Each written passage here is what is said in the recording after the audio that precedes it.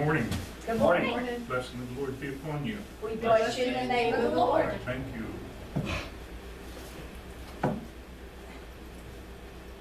Book of Revelation. And today we are on lesson 23. Studying the opening of the seven seals. Last week we talked about the first seal. I'm going to make a correction, a couple minor errors that I made last week in discussing the rider on the white horse. I had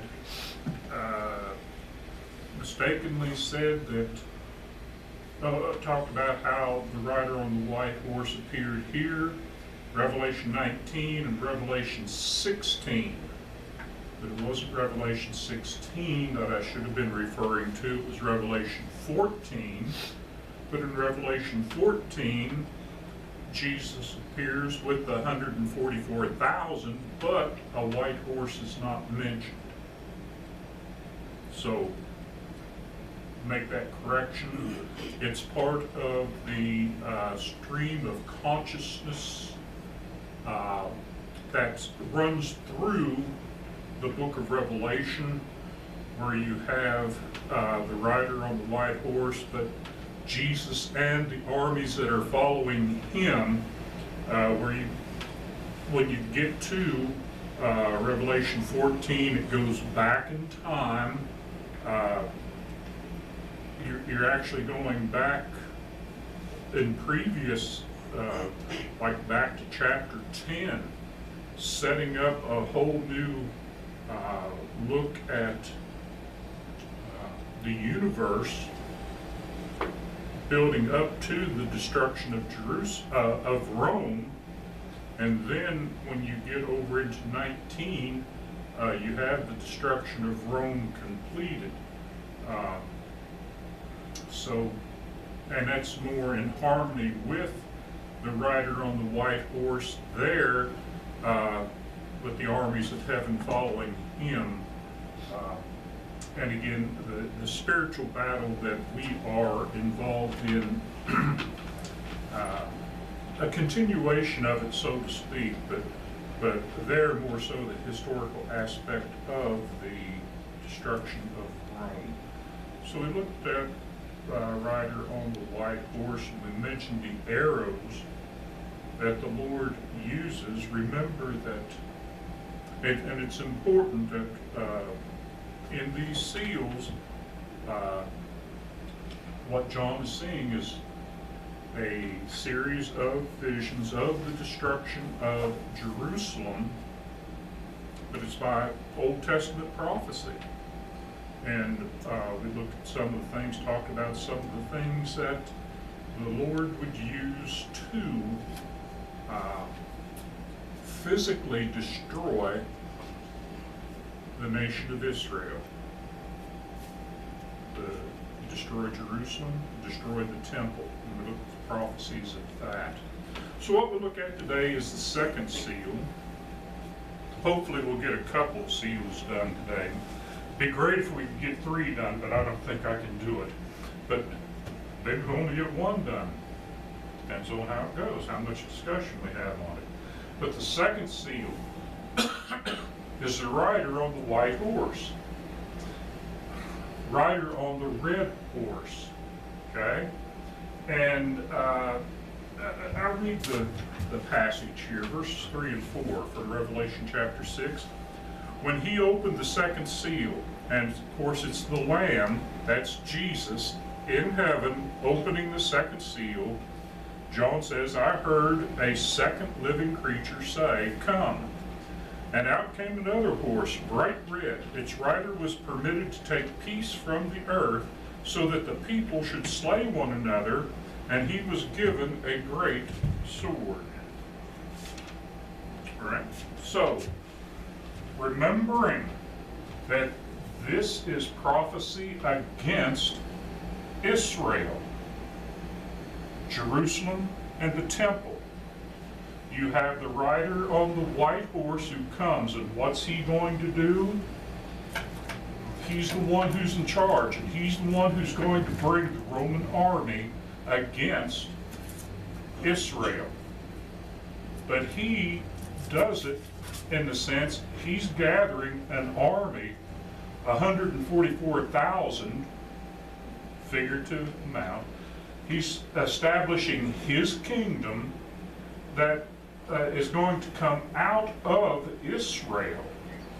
And he's going to use things such as war, famine, pestilence, all of these things to destroy Israel and Jerusalem. Now, he's going to start off using these things, and then in the end, everything together. And that's what I kind of get from chapter 7. Hold the four winds back until the 144,000 are sealed. Once they're sealed, then all these things that are going on through this 40-year period come together in the big, great tribulation on Israel, on Judea, on Jerusalem, on the temple. And we'll see that as we go through it. But here you have the Son of God, the white rider on the white horse. He comes out. What did Jesus teach? He taught peace. What did they do to him? They crucified him. So he comes, he establishes his kingdom with the 12 apostles. And so what happens? Well, war happens. People are fighting against him. Who's fighting against him? First of all, the Jews. They don't want to accept the Messiah. And as the church begins, you see the church being persecuted by the Jews. And then you'll have Rome persecuting the church, but because of their close association with the Jews. Because in that first 7-year, I don't want to say 7-year, 3.5-year period until Cornelius comes in, the church is made up of all ethnic Jewish members. So, taking peace from the earth, what's the opposite of peace? That's war. So here you have this rider on the red horse making war. And what does he use? He uses a large sword.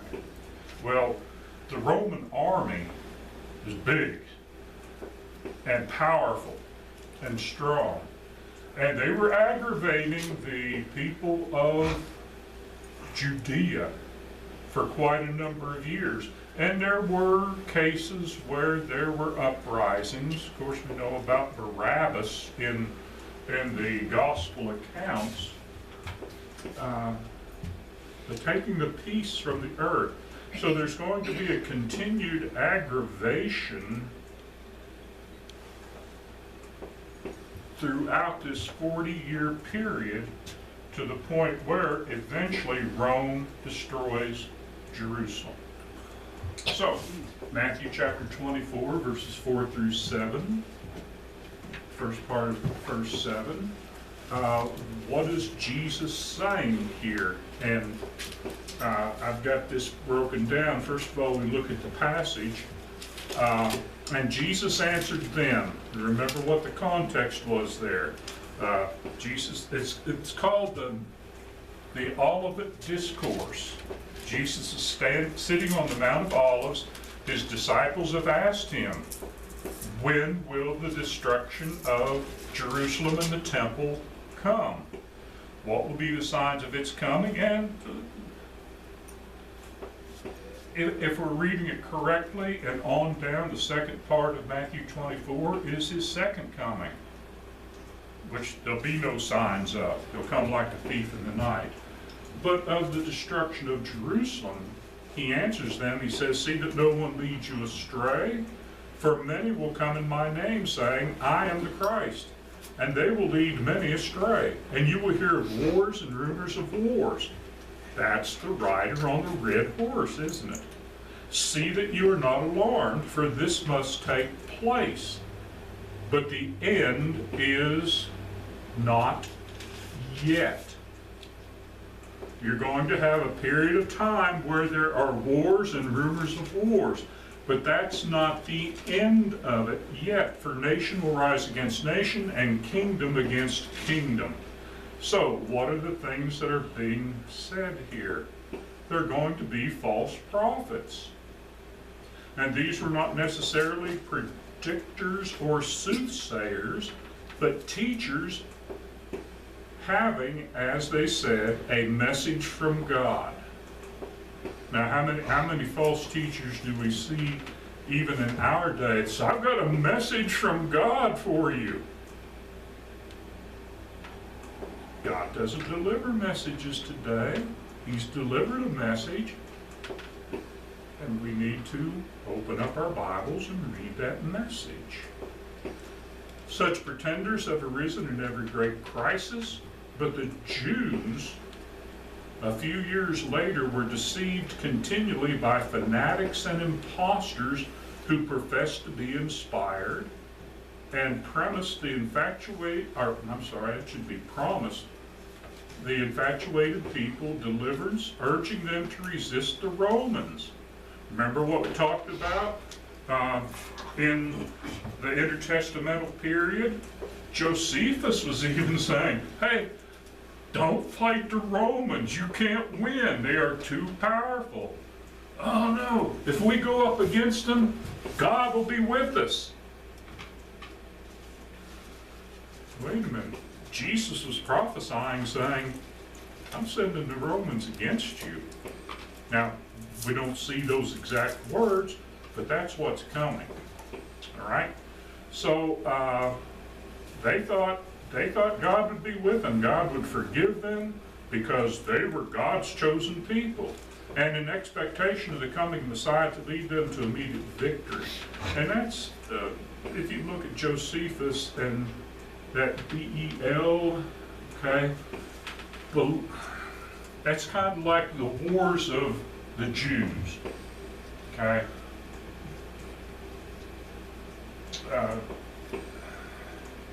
When we talk about the Civil War, thought of it there for a moment, that there's a period of time that belligerence, okay,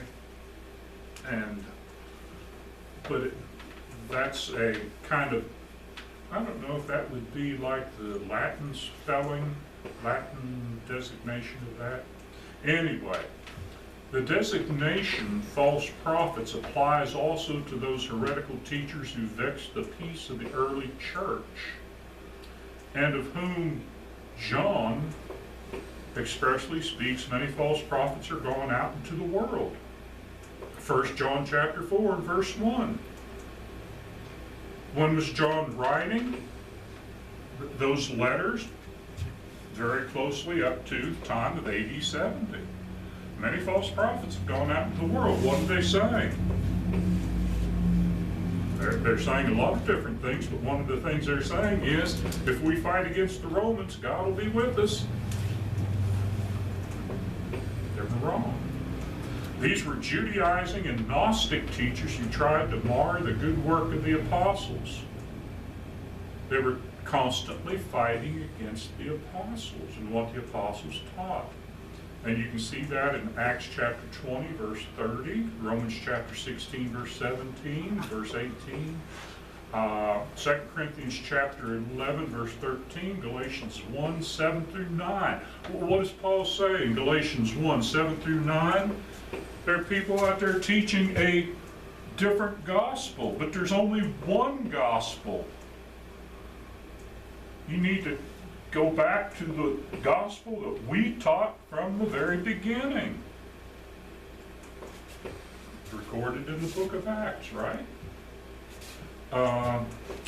Colossians 2, 18 through 23. you just go on, and all that information, if you go to Bible Hub and Matthew chapter 24 verse 11, and I think that is under the pulpit commentaries, okay? A pretty reliable, conservative, old commentary. So in Matthew 24 and verse 30, Jesus said concerning the destruction of Jerusalem and about this rider on the rider on the red horse, okay? White horse, Christ, the gospel's going to be preached. There's going to be contention. There's going to be opposition to that by the Jews, by the Romans. But as we go through this process, then, near the end, then we'll hear the sign of the Son of Man, and then the tribes of the earth will mourn. And we talked about that when the Bible's talking about the tribes of the earth, typically talking about the 12 tribes of Israel. And they will see the Son of Man coming in the clouds of heaven with power and great glory. And they'll understand. This is what Jesus was talking about. This is what the apostles were talking about in their preaching and teaching to the people of that time. After the destruction of Jerusalem and the temple, the Jews and Christians would know that this was the day of the Lord, the great and magnificent day of Acts chapter 2 and verse 20. Acts chapter 2 and verse 20. When Peter is preaching on the day of Pentecost, the day that the doors of the kingdom of God are opened and the church is established, Peter is saying the sun will be darkened and the moon will turn to blood and there'll be earthquakes and all of this. And Joel said this has to happen before the great day of the Lord, that great magnificent day. What did the Jews recognize that as being? The day of the destruction of Israel and Judah and Jerusalem. They understood it.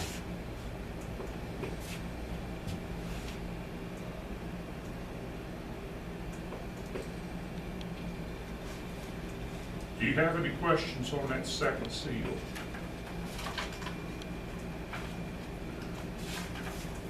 Do you see how there's a progression? And how it fits there with what's happening in their history? In that first 40 years of the church. All right. Third seal. Does that look hideous? It's supposed to be. Remember the arrows we talked about from the book of Deuteronomy? What was one of the arrows? Famine, right? Revelation chapter 6, verses 5 through 6. When he, again, that's the Lamb, opened the third seal off of his scroll, I heard the third living creature say, "Come." And I looked, and behold, a black horse, and its rider had a pair of scales in his hand. And I heard what seemed to be a voice in the midst of the four living creatures saying, "A quart of wheat for a denarius, and 3 quarts of barley for a denarius, and do not harm the oil and wine."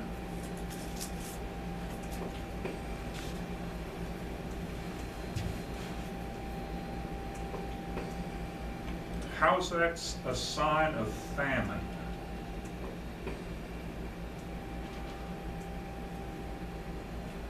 That's a lot of money, isn't it, for each one? Okay. Remember that a denarius is a day's wage for the common worker.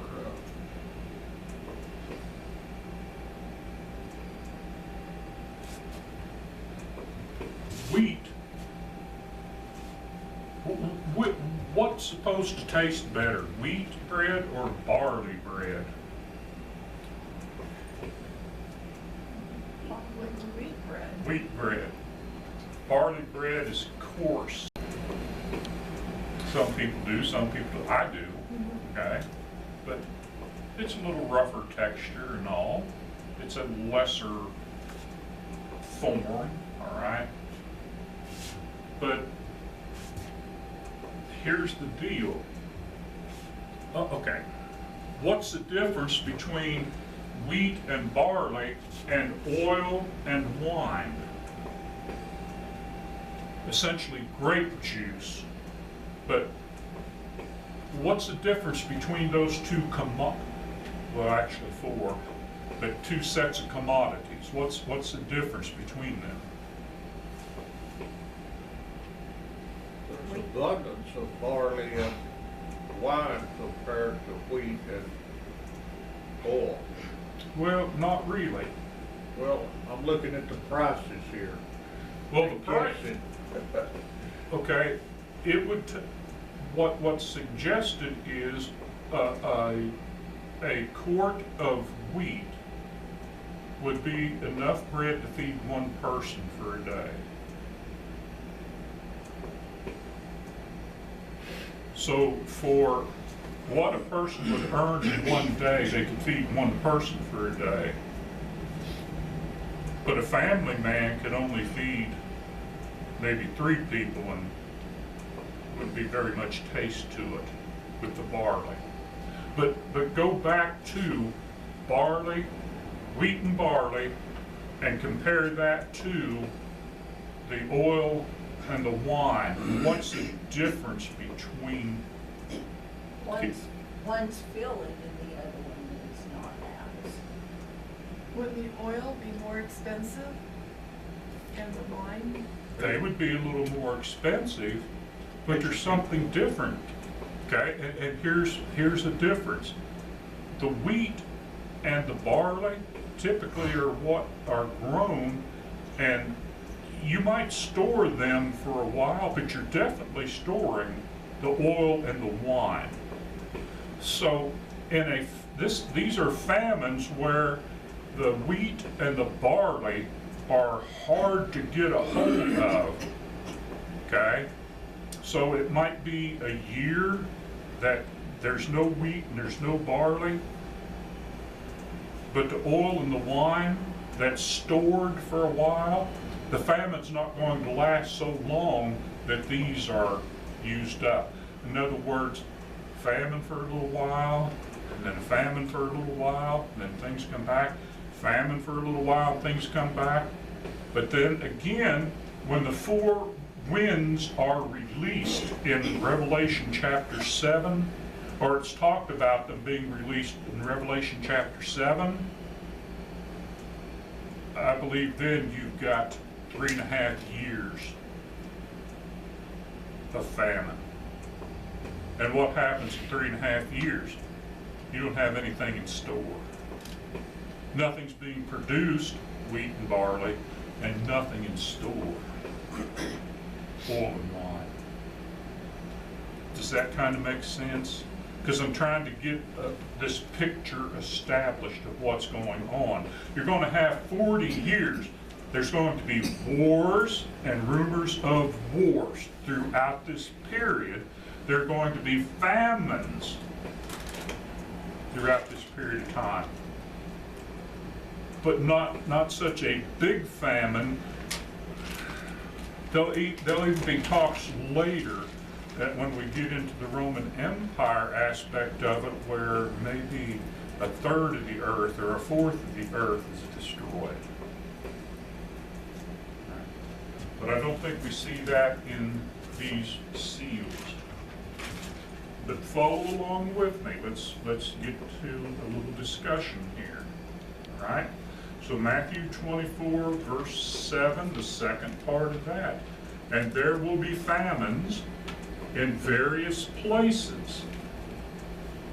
It may be, here's a little famine down in the southern part of Judea. Here's one up in the northern part. Here's one in this part. You see what I'm saying? Not just boom, a whole bunch of famine and a lot of people die, but there's going to be scarcity, and they're going to have to measure things out. But they won't last a long time. Acts chapter 11, verse 28, one of them, a prophet named Agabus, stood up and foretold by the Spirit that there would be a great famine over all the world. This took place in the days of Claudius. Okay? Now here's a great famine, and it was for the whole world. We don't know how long this lasted, but apparently it didn't last long. But people had the opportunity to store up a little bit, and brethren there, was that not in Antioch, had the opportunity to send goods to Judea to help them. So Claudius ruled from AD 41 to 54. This particular famine probably took place in 44, AD 44, and was particularly severe in Judea. There are several other historical famines in the reign of Claudius, several others, and that's according to pulpit commentary. Now, in the opening of the seven seals, John describes the events that symbolize the end of the Jewish nation. In the third seal, a black horse appears with the rider carrying a pair of scales. The imagery represents famine, and if you got famine, you've got economic hardship, right? If you're spending all your money on food, and most of the time that food, or as much of it, that food will only feed one person, and you got a family of 6,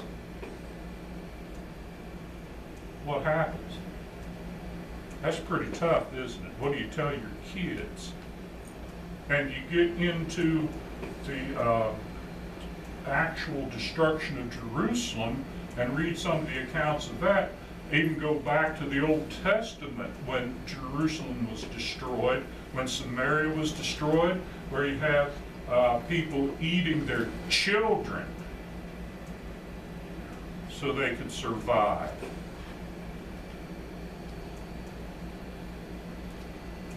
It gets worse, see? It gets worse. And again, the day's wages, the denarius, would buy a quart of wheat or 3 quarts of barley. If you can get the barley, if you can get it. Now, the instruction of the rider on the horse is to not harm the oil and wine. These commodities to be stored up from previous years. And again, it seems the famines would be severe on crop production, but would not be so prolonged as to deplete the stores of items preserved at normal times. And what does Jesus say in verse 22 of Matthew 24? But if those days had not been cut short, no human being would be saved. But for the sake of the elect, but for the sake of the Christians, the disciples of Jesus, those days will be cut short, because there were still disciples living in Jerusalem and Judea. A lot of them left, but they were still there. The apostles, most of them, were still in Jerusalem, right? So the Lord, He's telling them, you're going to have famines, but the days will be cut short, right? It's going to be sporadic until that last 3.5 years or so, when everything falls apart and Jerusalem is destroyed. Matthew chapter 24, verse 7b, we've already looked at it. There will be famines in various places. Jesus told his disciples that the multiplicity of famines, along with wars and rumors of wars, would be signs of the impending destruction of Jerusalem, the temple, and the Jewish nation. These signs can be seen as symbolic representations, a symbolic representation of suffering and scarcity experienced during the siege of Jerusalem in AD 70. During this siege, the Roman forces led by Titus surrounded Jerusalem and cut off its supplies. The inhabitants of the city faced severe famine, starvation, and economic hardship as a result. The destruction of Jerusalem and the Second Temple in AD 70 was a devastating event for the Jewish people, leading to widespread suffering and loss. It's like dropping a nuclear bomb on the city. Okay, any questions on that third seal?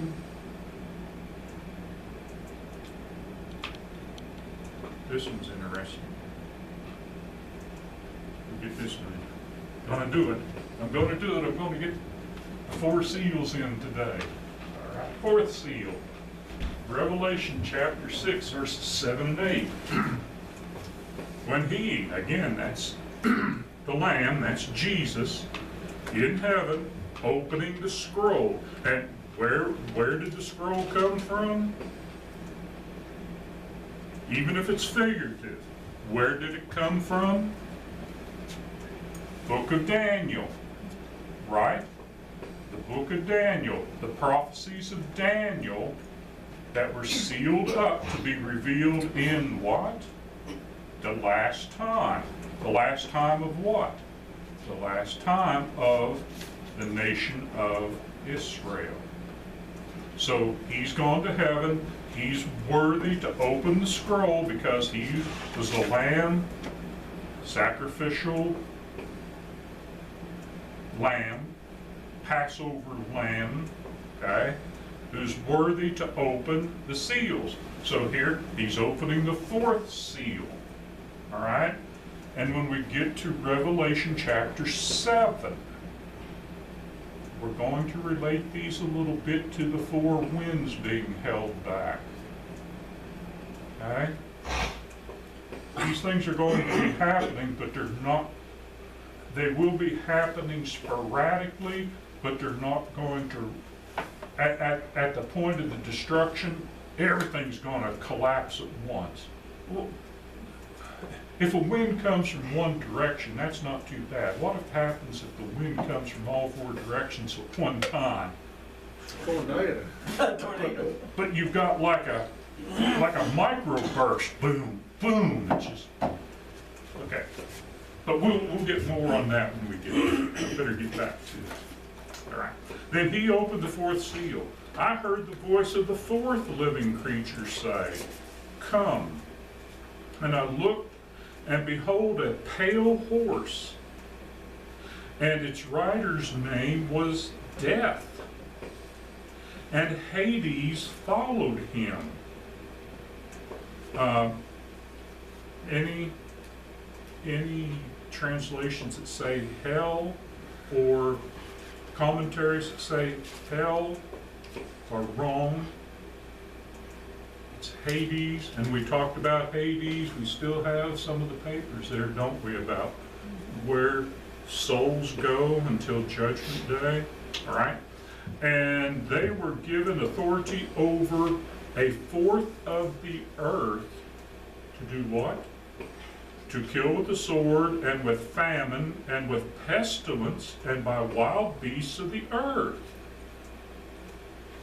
What were those? Previous seals. Yeah, to a degree, but what were those?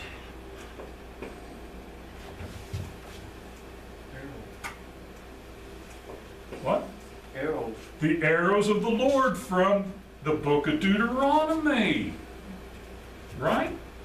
And what does it kill? 1/4. So yeah, we do have a little bit of that terminology here, where later we get 1/3 of the earth and 1/3 of the earth. But there it's talking about the Roman Empire. 1/4 of the earth to kill with sword, famine, pestilence, wild beasts of the earth. Death. And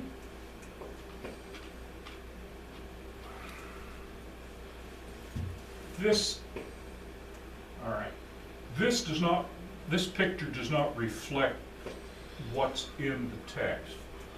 Why? Oh, a pale horse, that's in the English language, okay? But that's not the Greek. The Greek, it's like chloros, chloris. That's more like the pale green, yellowish, brownish, sickening, sickish, like somebody vomited, Like I said, puke. or like you get a boil and you lance the boil and the pus comes out. That's the color of that horse. And that's what Death is riding. But it doesn't say that Hades is riding a horse. The picture would be that is Death riding the greenish horse, sickish yellow, greenish, yellowish, brownish horse. And here comes Hades walking along behind, collecting the souls. And when Hades collects the souls, where do they go?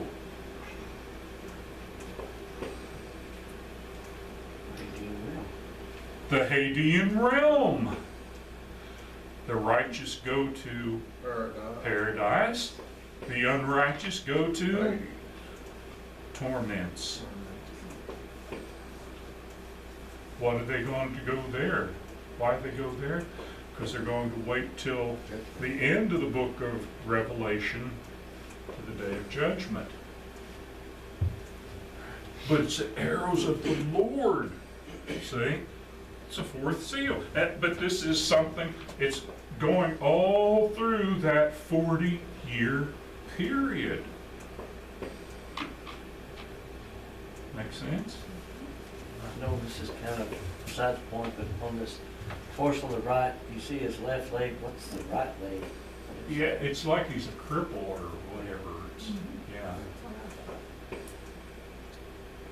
And again, it's picturesque. It's, is this what John is seeing? Trying to put it in a picture that those people would understand, because a horse, even today, in many of the cities, like New York City, there for a while they did away with policemen riding horses, and they discovered we need to put policemen back on horses. Why? They're powerful, they're strong, they can get around, and when people see that, there's a little more respect. Yeah. So there's still that picture in people's minds of the power of a horse that they see. Okay. The policemen I've seen on horses in New Orleans and New York City, they're not your average horse. They're huge. Yeah. They're not like a Clydesdale, but as a normal horse, they're the top end of size. Mm-hmm. Same for the British. Yeah. And the rider can bump people around, move them around, like herding cattle. And you remember when the Border Patrol got in trouble, oh, they're whipping these people. They weren't, but they were using the horses to get around them, to stop them, because they were running away. But that was like their tanks back in those days. And even if they used chariots, what pulled the chariots? The horses. Okay, so when this seal is opened, a rider on a pale horse appears, and we talked about what it looked like. This rider is associated with death. It conveys that the rider is given the power to kill at various means, including the sword, famine, plague, and wild beasts, over a quarter of the earth. And when it talks about the earth, again, they would understand that as being what was Israel. For them, Judea and up in that area of Galilee, of course, what was given to Israel.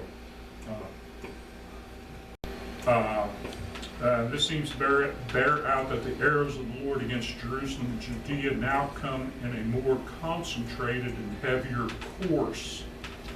So it's happening over time, but as time goes on, it gets heavier, it gets worse, the death more and more. And notice it says they. And when it talks about they, it's death and Hades. Hades, the not seen. Hades. Hades. It's a combination of the Greek word. Okay? Ha is just a heavy breathing mark. There's no real H there. It's Hades. We've talked about before in many circumstances, that's a not, okay? And the DES is a contraction of EIDES, as it's brought out in English. That's to see, okay? So not see. Hades is the unseen abode of the dead. But it's, in some sense, it's the grave. We put the bodies in the grave so we don't see them. But when we're talking about the Hadean realm, it's unseen. That's where the souls go. So that's how the word was established, and we see it. So Hades does not ride a horse, but is following close behind and is collecting the souls of the dead for a future resurrection and judgment. Matthew 24, verses 6 through 14. Rather long passage here, but let's read it. Jesus told his disciples then, "And you will hear of wars and rumors of wars. See that you're not alarmed, for this must take place, but the end is not yet. For nation will rise against nation and kingdom against kingdom, and there will be famines and earthquakes in various places. All these are but the beginning of birth pains." Why would Jesus call that birth pains?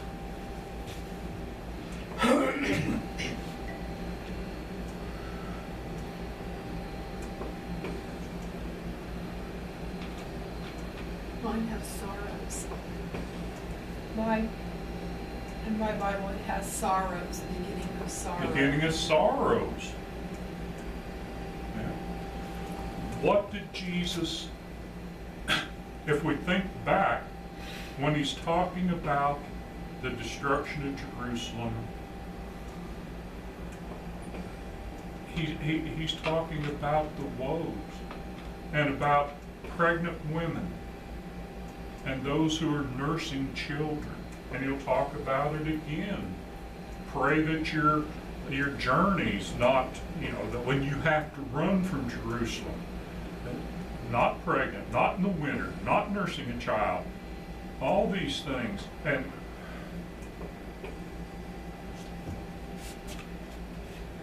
there's a common, how do I want to put it? I really don't know how to describe it. But he says this is the beginning of birth pains. It's kind of the start of it. Then, see verse 9? After the beginning of birth pains, as these things are going, and shall I say, these 4 seals, okay, sporadically happening through a big part of this 40-year period between 30 and 70. Beginning of birth pains. Then, what happens? They will deliver you. But when it says they will deliver you, who's that? Disciples? The disciples. Who's he talking to?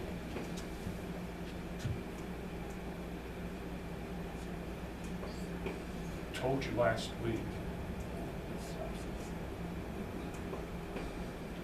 At Peter, least 4 in particular. Peter, Peter, John. John, James, Andrew. At least 4, probably talking to all 12. Okay? Then they will deliver you up to tribulation and put you to death. When was Peter killed, martyred?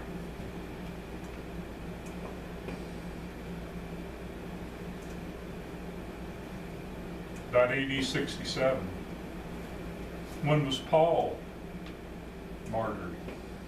About the same time. James was killed way back, Acts chapter 12. John, they tried to kill him, and they couldn't. So they exiled him. Seven. Right before 70, when he's writing, Which one did he crucify upside down? that was Peter.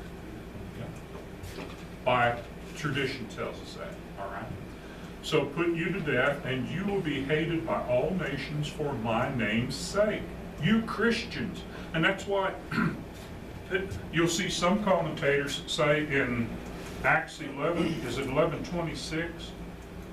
In Antioch, the disciples were first called Christians. They'll tell you that was a derogatory name. It was like calling Samaritans or something, okay? But it's not, because the word used there is a word that's used when God calls somebody something. So it wasn't the people, it was God calling them Christians. But they'll say that, okay?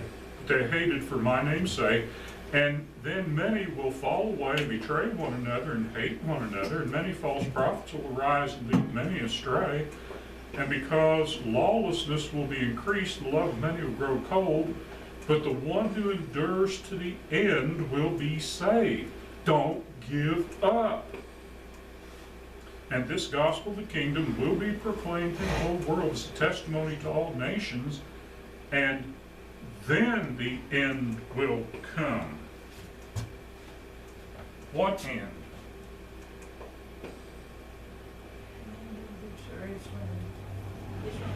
The destruction of Jerusalem, the temple, what we would refer to as the Jewish economy.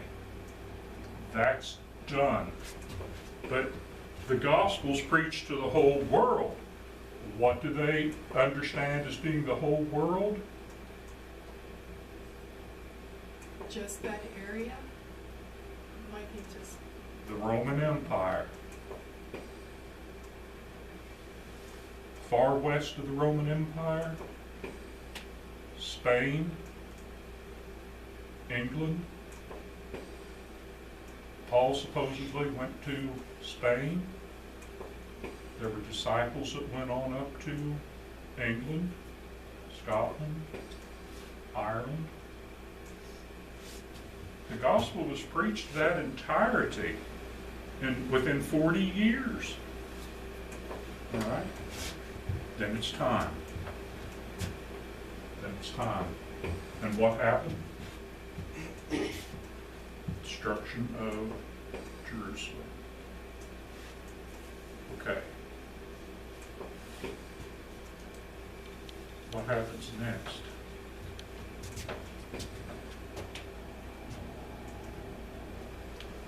We'll deal with this next week. Let me look at the time here. Yeah. I got it done in like a little under an hour. But we got those 4 seals. You understand what I'm saying about these 4 seals being open? Sporadic things happening in Jerusalem, or in Judea, to the Jewish nation, and then with that 4th one, when we get to the 6th seal, when the 6th seal is open, that's when everything comes together And we'll see that in Revelation 7, you know, to a degree. Well, 6 talks about it. 7 kind of goes back and says this has to be done before these things in 6, the 6th seal can happen. But these are the souls of the martyrs saying, how long? How long before you judge them? Who was doing the main persecution against the church in that first 40 years? Rome. In the first 40 years, it was Jews. It was the Jews. Rome did a little, and especially right there at the end, but mostly it was the Jews. At times you had the Romans standing up, like Gallio. I want nothing to do with this. This is your law. Forget about it. And they,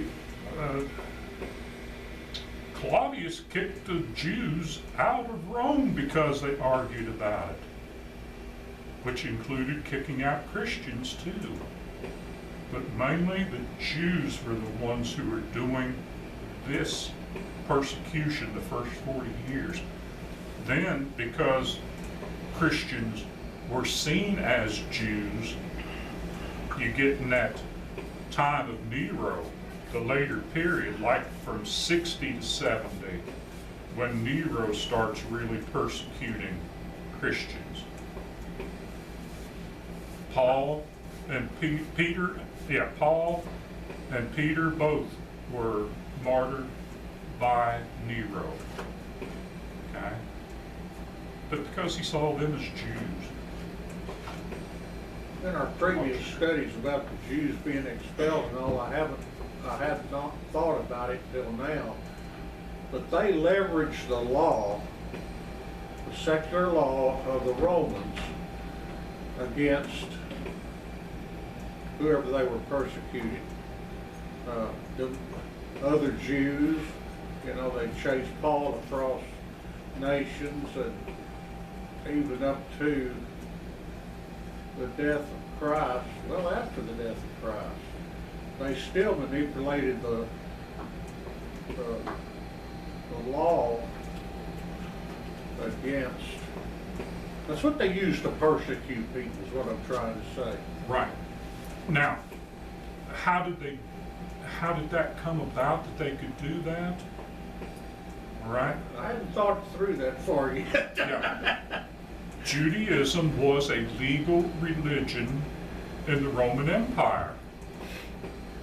And they were allowed to practice Judaism as long as they didn't proselyte, openly proselyte.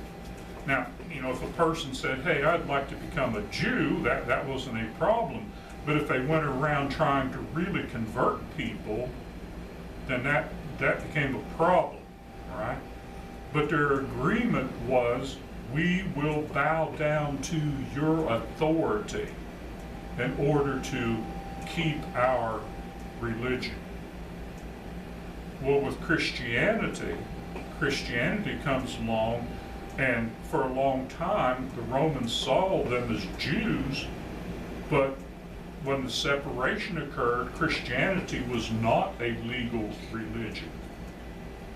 And that's why, especially after the destruction of Jerusalem, and you get later on, Christianity was persecuted very heavily by the Romans.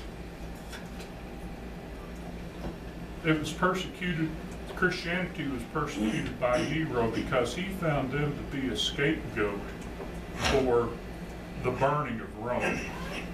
That he did. But because because Christians taught a fiery destruction of the world, at the end, he easily used that against them. And probably a lot of other things he used it for a lot of other things that were not told. That built up to that, the burning of Rome was kind of the climax of his rule. So there, you know, you can just imagine about anything that it might have been used as. You know, I can't think how the saying goes,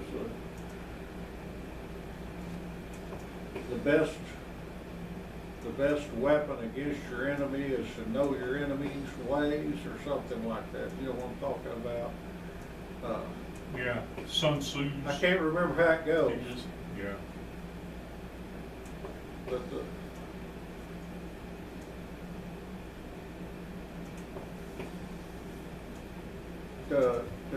there were so many Jews in Rome. They had an effect on the day-to-day lives of everybody there. So, you know, it's not like they were strangers. And as they knew the law and the law knew them. Okay,